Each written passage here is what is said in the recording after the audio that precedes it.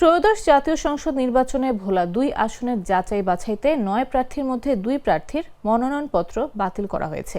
বৃহস্পতিবার দুপুরের ভোলা জেলা প্রশাসক কার্যালয়ে যাচাই বাছাইতে জেলা রিটার্নিং কর্মকর্তা ও জেলা প্রশাসক ডাক্তার শামীম রহমান ওই ২ প্রার্থীর মনোনয়নপত্র বাতিল ঘোষণা করেন। যাদের মনোনয়নপত্র বাতিল করা হয়েছে তারা হলেন স্বতন্ত্র প্রার্থী মোহাম্মদ মহিবুল্লাহ খোকন ও স্বতন্ত্র প্রার্থী তাসলিমা বেগম। জেলা রিটার্নিং কর্মকর্তা ও জেলা প্রশাসক ডাক্তার শামীম রহমান জানান, ভোলা ২ আসনে আজ মনোনয়নপত্র যাচাই বাছাই হয়। এতে ৯ প্রার্থীর মধ্যে ৭ প্রার্থীর মনোনয়নপত্র বৈধ ঘোষণা করা হয় এবং ১% ভোটার সমর্থন থেকে ১০ জনকে দৈব চয়ন করে সঠিক না পাওয়ায় ২ স্বতন্ত্র প্রার্থীর মনোনয়নপত্র বাতিল করা হয়। এদিকে ভোলা ২ আসনে ৯ প্রার্থী মনোনয়নপত্র দাখিল করেন।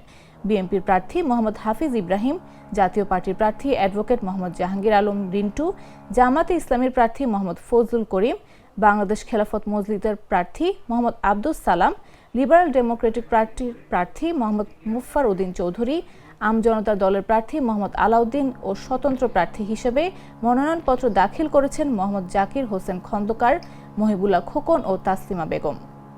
আজকে ভোলা ২ ১১৬ ভোলা ২ আসনের যাচাই বাছাই সম্পন্ন হয়েছে। ৯ জন প্রার্থী মনোনয়নপত্র দাখিল করেছিলেন। ৯ জন প্রার্থীর মধ্যে এই ৭ জনের সঠিক পাওয়া গেছে, সেগুলো গৃহীত হয়েছে।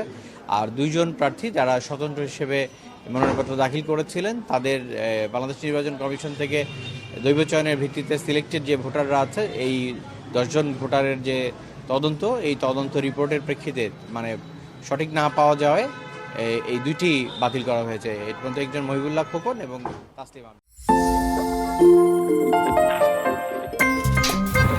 আমার একটা স্মার্ট সিদ্ধান্তে 25% গ্যাসের খরচ কমেছে। ভাবছেন কিভাবে?